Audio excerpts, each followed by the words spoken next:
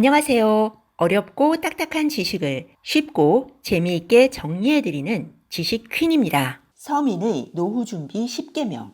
첫째, 죽을 때까지 자산을 팔지 마라. 오늘은 서민과 중산층의 노후 준비에 대해 이야기해 보겠습니다.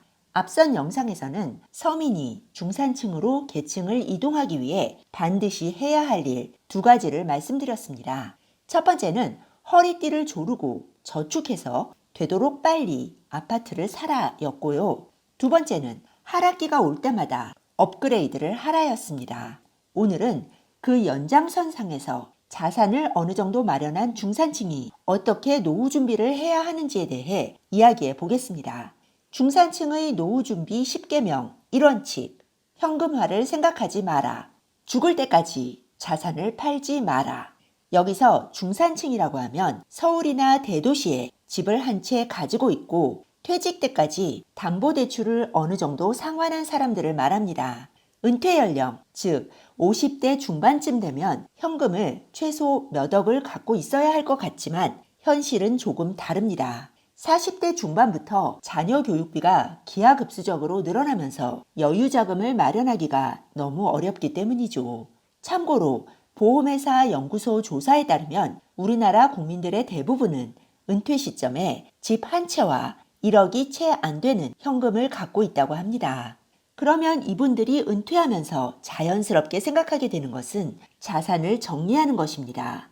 보통 사람들에게 자산이란 깔고 있는 집을 의미합니다. 집을 팔아서 그 돈으로 자녀 교육비나 결혼 자금에 보태고 본인들은 외곽의 작은 집으로 이사하는 것이 일반적입니다. 실제로 은퇴 전문가라는 분들도 TV에 나와서 비슷한 조언을 합니다. 그런데 이렇게 하는 게 과연 맞을까요? 제 생각은 절대로 아니다입니다. 10년 전에 제 주변에서 이와 비슷하게 은퇴 준비를 하신 분들이 몇 분 있는데요. 지금은 전부 후회하십니다. 왜냐하면 집을 팔고 손에 쥔 현금도 얼마 되지 않았고 그 돈으로 시작한 사업도 잘 되지 않았기 때문입니다. 2, 3년 지나고 보니 집을 팔아서 마련한 현금은 어디로 갔는지 다 사라져버렸고 결국엔 원래 살았던 집보다 못한 집 한 채만 남게 되었으니까요. 더 가슴 아픈 일은 본인들이 살고 있었던 집이 지금은 훨씬 더 올라 있었다는 겁니다. 만약 집을 팔지 않고 차라리 편의점이나 마트에서 알바를 했더라면 최소한 자산이 몇 억은 늘어나 있었을 텐데 괜히 주변의 조언대로 집을 팔아서 돈만 날렸다고 말씀하십니다. 왜 이런 일이 일어났을까요? 대도시의 집은 인플레이션을 그대로 반영하는 실물 자산입니다. 물론 모든 집이 다 오르는 것은 아니죠. 앞으로 10년 후부터는 우리나라 인구도 감소하기 시작할 것이라는 통계도 있고요. 하지만 대도시의 요지에 있는 아파트는 다릅니다.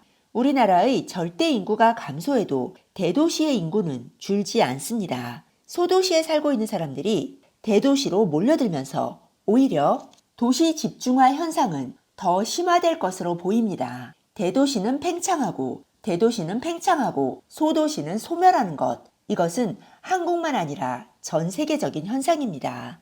그럼 어떻게 해야 할까요? 가지고 있는 자산을 절대로 팔지 말아야 합니다. 현금화해서 여유자금을 손에 쥐고 있어야 한다는 생각을 버리세요.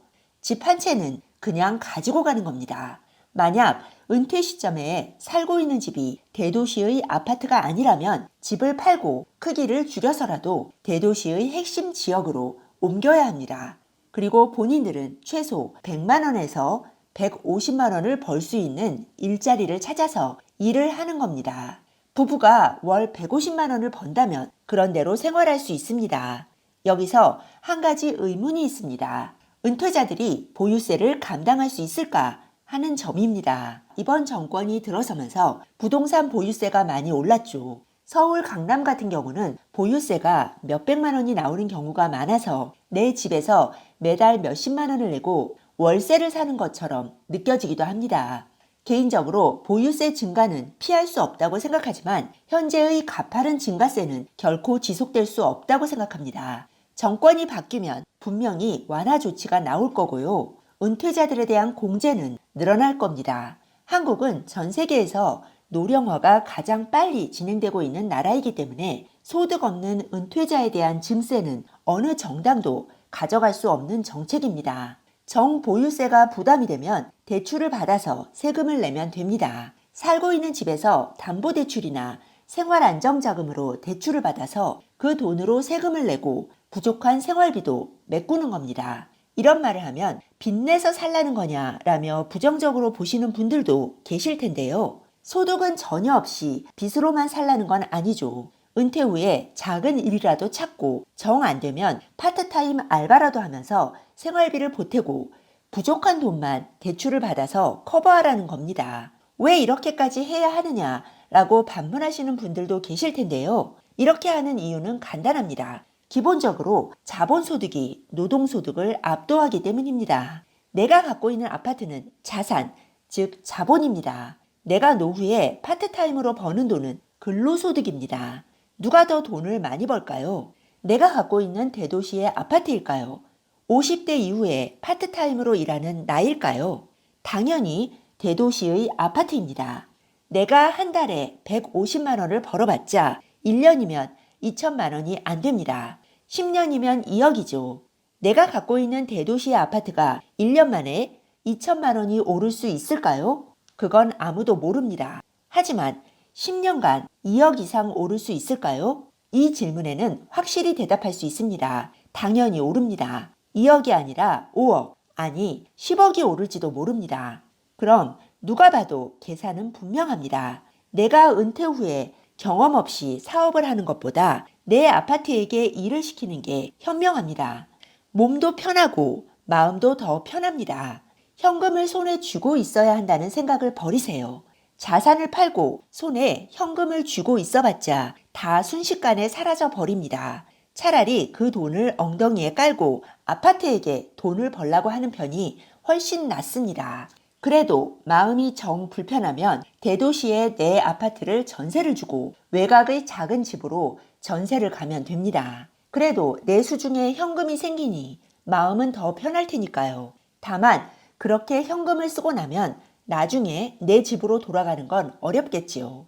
이 방법은 자산을 팔지 말고 그냥 보유하고 있으면서 자본소득을 올리는 방법이고요. 조금 더 적극적인 전략을 취할 수도 있습니다. 자산을 보유하는 데서 그치지 말고 활용하는 겁니다. 나는 외곽의 작은 집으로 전세나 월세로 옮기고 대도시의 내 집은 에어비앤비나 쉐어하우스로 임대하는 겁니다. 사실 이게 전혀 새로운 방법은 아닙니다. 생각해보면 3, 40년 전만 해도 노후에 소득이 없는 사람들은 이 방법을 사용했습니다. 대학가 주변에서 하숙을 치거나 비어있는 방 하나를 월세로 주는 시기였죠.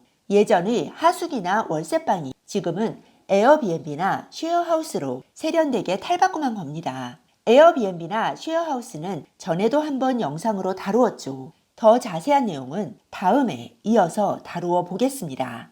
이런 의문도 들 수 있습니다. 70세까지는 어찌어찌 이런 식으로 살 수 있지만 더 나이 들어서는 그래도 집을 정리해야 하는 게 아니냐고요. 그 질문에 답을 드리자면 이렇습니다. 제 생각엔 상속세를 내지 않는 선에서는 집을 유지하는 게 낫다고 생각합니다. 현재는 상속 재산이 10억 이하인 경우에는 상속세를 전혀 내지 않지요. 그동안 야금야금 받은 대출을 제하고 내 집의 가치가 10억이 넘지 않는다면 그냥 그렇게 살다가 자식들에게 넘겨주면 됩니다. 그게 자본소득을 최대화할 수 있는 방법입니다. 만약 내 집이 10억이 훨씬 넘어서 실물로 상속할 경우 세금으로 다 뜯길 상황이라면 약 10년쯤 전에 집을 팔고 자식들에게 사전 증여를 해야죠. 부자들은 다 그렇게 합니다. 대신에 이 경우에도 상속세를 걱정하지 않는 수준에서 소형 아파트를 하나 갖고 있는 편이 좋습니다. 실버타운에 들어가더라도 내 집을 팔고 들어가는 것보다는 내 집을 월세로 주고 들어가는 편이 자산 활용 면에서는 더 현명하고요. 그래봤자 얼마 안 되는 돈인데 나이 들어서 번거롭게 집에 얽매이지 않고 살고 싶다라고 생각하는 분들도 계시겠지요. 네, 맞습니다. 그렇게 살아도 됩니다. 하지만 그건 부자들의 사고방식은 아닙니다. 부자들은 황금알을 낳는 거위를 절대로 잡지 않습니다. 오래도록 키우면서 그 황금알로 생활을 하죠. 어찌 보면 평범한 사람들이 부자가 되지 못하는 이유도 이런 악착스러움, 즉 자본에 대한 집착이 없기 때문인지도 모릅니다. 게다가 우리는 수명이 언제까지 연장될지 모르는 시대에 살고 있습니다. 1970년대 이후 세대라면 큰 병에 걸리지 않는 한 100세까지 살게 되는 것은 확실하다고 합니다. 노동의 가치는 갈수록 저렴해지고 자본의 위력이 커지는 상황에서 중산층이 노후 준비를 생각할 때 가장 먼저 기억해야 할 것은 한 가지입니다. 섣불리 현금화를 하지 말고 죽을 때까지 자산을 유지한다는 원칙입니다. 가치 있는 자산이라면 갖고만 있어도 소득을 안겨줍니다. 적어도 은퇴 후에 내가 버는 노동소득보다는 웬만한 자산소득이 훨씬 더 안정적이고 믿음직합니다. 네, 오늘 들려드린 내용이 도움이 되셨다면 구독 버튼, 좋아요 버튼 꾹 눌러주세요. 그리고 알람 버튼도 꾹 눌러주세요. 지식퀸의 새 영상이 올라오면 제일 먼저 받아보실 수 있습니다. 감사합니다. 다음에 또 만나요.